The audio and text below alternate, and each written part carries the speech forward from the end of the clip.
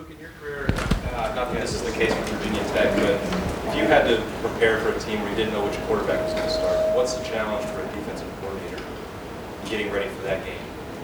Well, usually the first game is sometimes the toughest because you're watching everything. So I think that's a tough situation. You're looking at every game last year as opposed to maybe a 4 or 5 game breakdown because you have the time. You spend a lot of time in the summer. So it makes you jump through a lot of hoops, makes you think about a lot of what ifs. It makes some things difficult. Front row, Dave.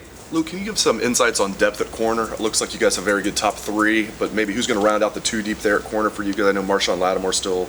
Yeah, we got to get some guys healthy. This will be a big week to see what some of those young guys can do. Some of those freshmen. Obviously, you've got you got the 2 guys. You got Gary on and Eli.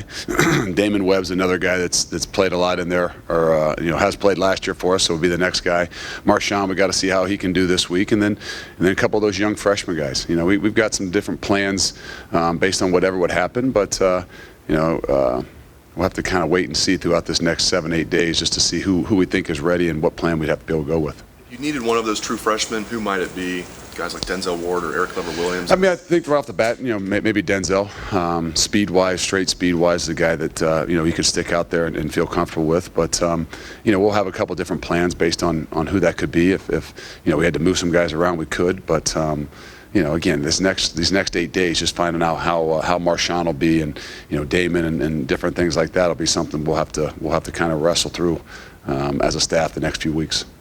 Second row left, Lori. When you face a tight end like 6'5" Bucky Hodges, who does that put pressure on your defense? Is it the D line because they need to get enough pressure to keep him in blocking? Is it your linebackers? I mean, just what is the challenge of facing a tight end like Bucky Hodges? Well, I think any time you got a guy with versatility, it makes it difficult. I think you're seeing it all over the NFL. That's one of those unique positions that those guys have. They're not just protection guys, they're not just block guys, they're not just pass guys, they're guys that can kind of do it all, and he's one of those guys.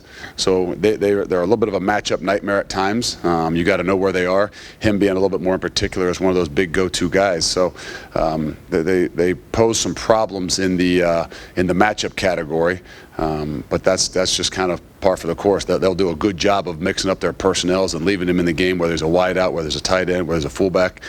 Just gives you some different things you have to prepare for and know where he's at. We asked Ed Werner how far his offensive line was ahead of where you guys were last year. For you, how far is your defense ahead of where you were last time that you faced Virginia Tech? No, I mean, you got to wait till you can actually be evaluated. So that's one of those tough things. I think we feel, at least through camp, we've had an ability to work on our scheme and the things that we're going to do throughout the entire year, as opposed to having to prepare for Navy. So I think we feel like we're ahead of where we were with the ability to not just prepare for Virginia Tech, but prepare ourselves for the entire season for the body of work that we'll have to do. But obviously the test will be Monday night. Front row, Bill. Actually, the same question I asked Ed. How much did you watch tape of last year's Virginia Tech game in light of the fact that you guys obviously didn't play very well? Yeah, I mean, it's definitely something. I mean, again, you learn from that stuff, and you learn from the history, and you not just watch it to harp on the negative things, to show our guys how well we did not play, but also to watch what it is that they did. Obviously, they had a game plan, and they executed their game plan better than we did. So it's something that we spent a lot of time, evaluating. But again, we're not going to sit there and harp on the negative stuff. We're going to make sure our guys are ready to play, promote the positives and those kinds of things, but make sure we learn from the history of what happened. Defensive line spot, Joey Bolt's spot. Is Sam Hubbard still ahead, or what's the status? No, I mean, it'll be one of those things. We got 8 days left. I mean, they're talking about 2 young kids, and every day is important. So it's the constant battle. Every day we're trying to evaluate exactly what it is that we see from both of them, and both of them are going to play, and both of them have to play, and we need them to play, and we need them to play well. So it's going to be a bit of a committee kind of guy, and who will get the nod? I think we still got a few days to try to figure that out for ourselves. Second row left, Ari. Coach, 2 springs ago, Chris Worley and Darren Lee were kind of neck and neck to try to get on the field, and then Darren Lee had the progression he did now, his potential first-round draft pick next year. But how has Chris Worley kind of handled maybe being the guy in the middle between some pretty fantastic freshmen and somebody that he was neck and neck with? And is Chris Worley just somebody who's really good but just not quite as good as Darren Lee? Well, I mean, again, I think if you're going to talk about a specific person, Chris has had as good a camp as anybody we've had on the defensive side of the ball, to be honest with you. I mean, not just me as a linebacker coach, but everybody kind of has noticed, his ability to play football and do the things we asked that guy to do in that position. So, again, we got to find ways to get guys like Chris on the field, and there'll be some opportunities for him, not just subbing Darren, but really, truly opportunities to find ways in some other packages to get him on the field to show some of his talents. And he's the kind of guy that understands the game of football. He can make plays, but he has to be put in those situations. And sometimes that is tough when you're playing behind a guy who's as talented as what Darren has and what Darren has done for us on the field. But as coaches, we put a little bit of pressure on ourselves to find ways to get guys like that on the field, to give them opportunities to make plays. You noticed that he's been a sport about, being in this situation, and do you think he kind of understands the reality of, hey, maybe in a few years that he is going to... No, I think they all do. I mean, that's one thing the coach does an unbelievable job every single day of talking about competition and how you make yourself better.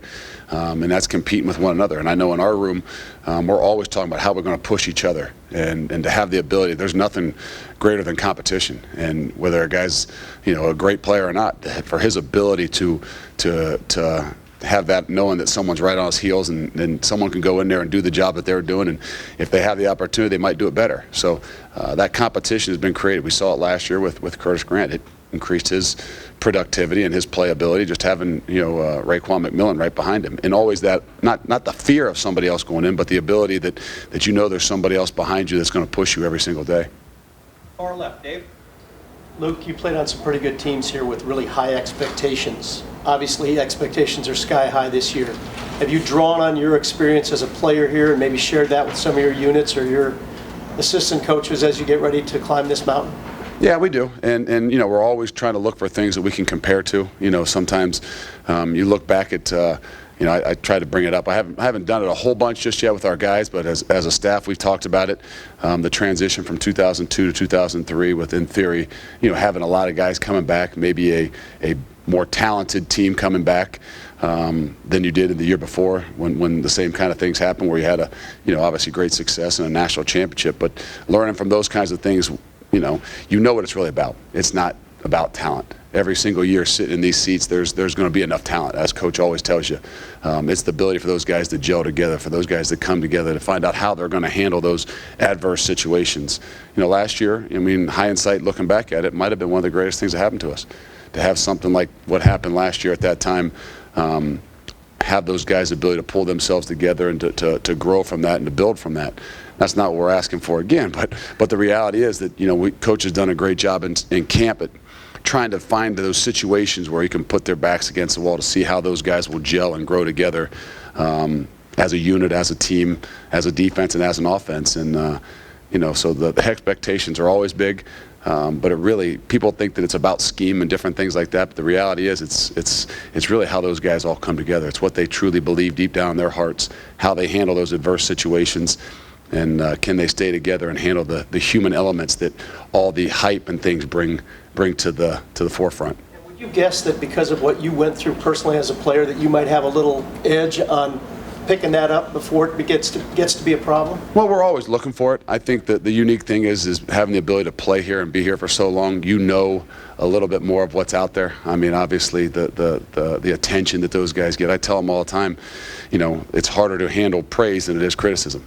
And we got to make sure we're handling those things the right way, watching those things, and not allowing us to have those things affect us in a negative way. And we say negative way, we mean, in ways where all of a sudden show up in little things, and little things add up. So if there's anything that Coach Meyer does and Coach Mick does, is they're watching those things very, very close, because sometimes we get a little bit clouded with the things that we're doing on an everyday basis. So they're brought to our attention pretty much every day. Front row, Tim. Yeah, Luke, as y'all move into a game week, Joey Bosa can't play in the first game. I remember a couple years ago when Carlos Hyde couldn't play for a couple of games, y'all actually used him on the scout team, from what we heard. Will you use Joey in the same way, and how do you keep him involved, et cetera, this week? Yeah, it's a unique situation because he's out for one game. So it's not like something that you can completely take him out of the mix. because obviously we're preparing for an entire season. It's a journey. But this is where the next 8 days really become important to us. You've asked about the development of Sam and Jalen, and that's one of those big things. Is hey, now it's game week, and we have to have the ability to put those guys in, take Joey out of the mix. Whether he goes down to the scout team or not, that's going to be a little bit of what coach and them need down there from the scout units. Taking him off on the side and make sure we're preparing him and keeping him in shape and those kinds of things for the rest of the season, yeah. But now it's kind of a little bit more of a focus for us as coaches and the guys that are going to go with us down to Blacksburg and focus on those guys, making sure we know exactly who it is, what it is, and what's the plan that we got for those guys. What have you seen from Joey specifically on the field from a standpoint of keeping his focus? There was a report last week or so about someone seeing him being detained by the police and whatever. I don't know if that, obviously y'all would know about that stuff, but nothing happened from that. But what have you told him? What have you seen from him from a focus standpoint? No, it's been a little bit humbling, and you can see, again, whether it's what has happened or another year of maturity. I can seriously sit here and tell you that Joey Bosa is a different kid, a different player than he was last year. And in what ways? Is the ways you see him on the field. The ways he goes about practice, the ways he went about camp. He has definitely matured. And again, you're talking about a guy who's 20 years old. Every year you're going to see some things in that growth, and that's really what you're looking for. Do you continue? Obviously, his play speaks for itself, but us as coaches that are around him every single day, Larry Johnson that's with him every single day, he can tell you the maturity process that he has had. And obviously he's in an accelerated program for one of those guys that has the levels and the ability, and who knows how many years they're here. You have to accelerate their process, and it's really, I can tell you that he's definitely a different practice player than he was a year ago, the way he goes about his business and studies the game. One other quickie. Virginia Tech has professed to be a little more wide open, a little more spread, whatever you want to call it, through the offseason. Who knows how much is smoke and mirrors, but what do you guys kind of expect from them from an offensive standpoint in general? Well, that's one of the things of a first game. I think, and even when you watch some of those, I said to one of the coaches the other day, I said, do you think they'll ever come up with a preseason game for colleges? Because, you go home and you see some of these preseason NFL games, and guys legitimately get to go out there and play against somebody besides their own players, and, you actually get to see what you got. And so it's a little bit difficult for us, just like preparing for the first game. You can hear a lot, you can see a lot, and you can talk about what they did in spring, but the reality is, I'm sure they're kind of searching and trying to find different ways that they can improve what it is they did, enhance what it is they did. So you kind of prepare for everything, like we talked about with, whether it's a 2-quarterback system or not. You're watching not only 12 or 13 games from last year, or even peeking back at what guys did in the past based on their personnels.